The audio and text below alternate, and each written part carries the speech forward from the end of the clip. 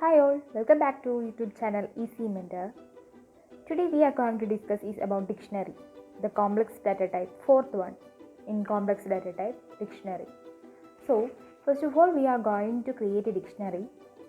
We can create a dictionary and we can give the name for the dictionary as dict1, and inside curly brackets we should give what all things we need to add inside our dictionary. So I am going to add here name, then colon, then again double quotes, inside double quotes give the name, then comma. So we created a dictionary with name Christy. Again we want to create some more things into the dictionary, so that I am giving email ID, colon, double quotes, then give the email ID, then once more I need to give one more value. I am giving phone number,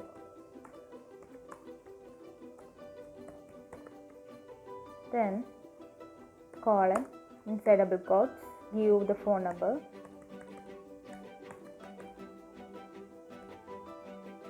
okay. This is my dictionary I have created in Python, and just give enter and see the output. Just run the code and see what will happen if we created such a dictionary. And we can see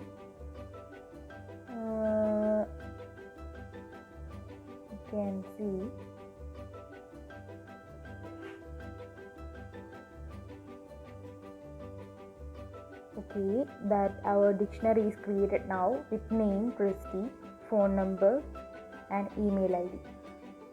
Okay, this is our dictionary. Sorry, let me give here email E capital, then again once more I run the code. Okay, now it's perfect. Then after that I want to say one more thing in this dictionary, that what are things we give as name, email and phone number. These all are called keys in dictionary, and the values of these keys are called Christy, this email ID and the phone number. So once more, name, email and phone number is key inside the dictionary, and Christy, mail ID and phone number is called value in dictionary.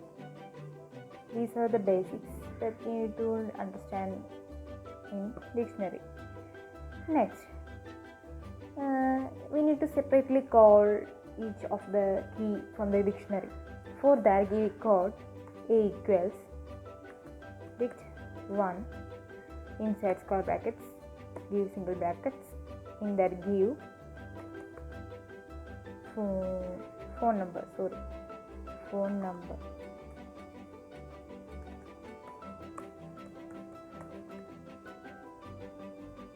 then give A once more, then only we can see. So now the code had run and we can see the phone number values over here. So this is the method to separately call each of the key from the dictionary. Next, we need to change the value inside the dictionary. So to change the value inside the dictionary, that means I need to change the name Christy to gathering. So I will change the name inside the dictionary by dict1, inside square brackets give single brackets and give single brackets, don't give double brackets, and give name, name, then give equals, and inside double quotes give, okay, then give enter once more and write print of dict1, then run the code and look at the change. Yeah, here we can see the name Christy has changed to gathering. So this is a method to change the value inside the dictionary. once more we can change one more thing inside that. I'm giving one more code cell and I want to change. Now I have changed name, so next I want to change is email. So once more give the code dict1 inside square brackets, give double quotes, and inside double quotes give, I need to change email, so give email, then give equals and double quotes again, and inside that give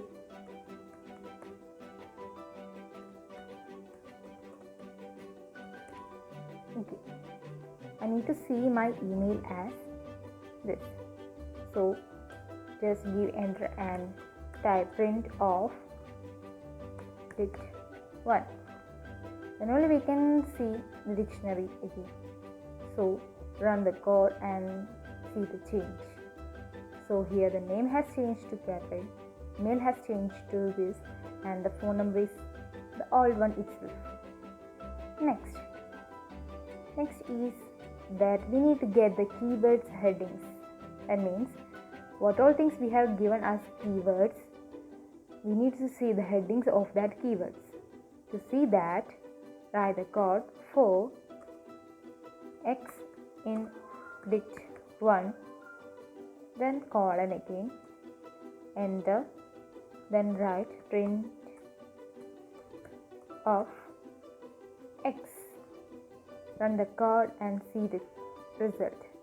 So here we can see what all things we have given as keywords in the dictionary dict1, they all came as output over here. That means we had given keys as name, email and phone number. So here the keywords inside the dictionary dict1 as came here, name, email and phone number. Next, same like we need to see the values inside, what all things we have given inside the dictionary. For that, give enter and write the code for x in dict1, colon, enter, print of dict1 inside square brackets give x. Then just run the code and see the output. Yes, we have got the values inside the dictionary. We have created Catherine@gmail.com. So we had given 2 over here. Okay, no problem. We need to give the at the rate. This is small mistake. No problem. So Cathy@gmail.com and the phone number. This is the values that we given inside the created dict1. Next is a code that we need to see the both the keys and values we given over here. So we need to see both keys and values together. We need to see. So for that, give the code for x comma y. Sorry, it's not space. xy in dict1. Then give the colon. Give dot and item brackets colon, enter and give print of x comma y. So here we have given the code as for x comma y in dict1 dot items, then open bracket and close bracket, after that a colon, and then give enter. There is a small space left behind before print. So then given the print code and we need to see both x and y. So just run the code and see the output. Oh my god, there's some error came here. Sorry, not item, items. Okay, let's run the code. Okay, we have got the result that the name as Catherine, email as Cathy@gmail.com, phone number as this. So So these are the keys and values we given inside the dictionary we created, dict1. So next is a code that to get the length of dictionary. Usually from this we can see we have created only 3 over here, means 3 values only. So we need to see the length of dictionary. Some people may make big dictionaries of thousands or something else. So if they want to see the length of the dictionary, they can give a single code that print brackets length, again brackets, and inside the brackets give dict1. So run the code. Here we can see the output is 3, which means we have given only 3 keys and 3 values inside the dictionary dict1. Again, we can see one more thing, that we can add some more keys and some more values into the dictionary. For that, give enter and write the code dict1. Inside square brackets give double quotes and give age. So I want to give here the age as 20 and want to print as print of dict1. So here we have created a key as age and its value is 20. This should be printed inside the dictionary dict1. So let us run the code and see. Yes, here we can see the name came here, name Catherine Jones, email as came here, and phone number came here. Also the age also came over here. So now let us write a code that print of length of dict1. So now if you print the code and see the output, we can see 4, which means now in dict1 there is 4 keys and 4 values. So the length has came 4. Okay, I think it's clear. Next, if I want to add one more thing to inside the dictionary dict1, we can give the code dict1 square brackets.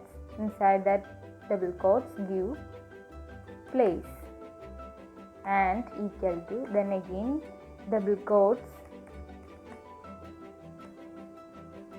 Okay, then we want to see the dictionary, so that give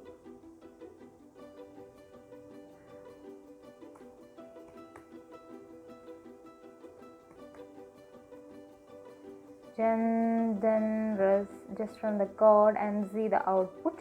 Yes, here we can see name, email, phone number, age and place added to the dict1. So now if you see the length, print length dict1, the output will be 5, which means there is 5 keys and 5 values inside the dict1. Next is a code to remove value from the dictionary. So value or key, anything else you can remove from this code, remove from this dictionary. So that give the code dict1 dot, either you can give pop or you can give remove, anything else you can give. Here I am giving pop. Pop is a code just to remove the value from the dictionary. So give dict1 dot pop, inside brackets give double quotes and give email.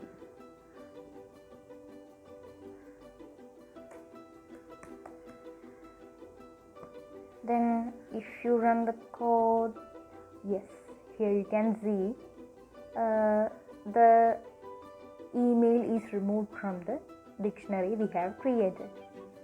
So same way you can delete from dictionary. For that, give the code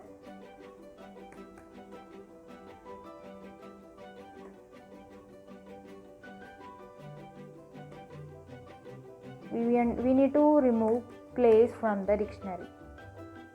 So run the code and see the output. Yes, from the dictionary place is removed. Like this, either you can use pop or you can use delete. Del short form is del. Like that you can use to remove values or keys from the dictionary. Next is a code that you need to clear all the inputs from the dictionary. For that, give the code dict1 dot clear off and give enter and give dict1.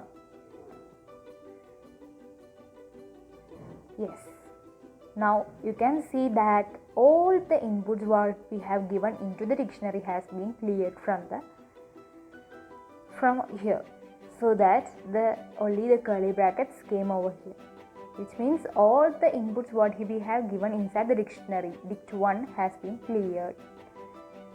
So these are some of the basic things come under dictionary. So let us wind up the class for today and have a nice day. Bye bye.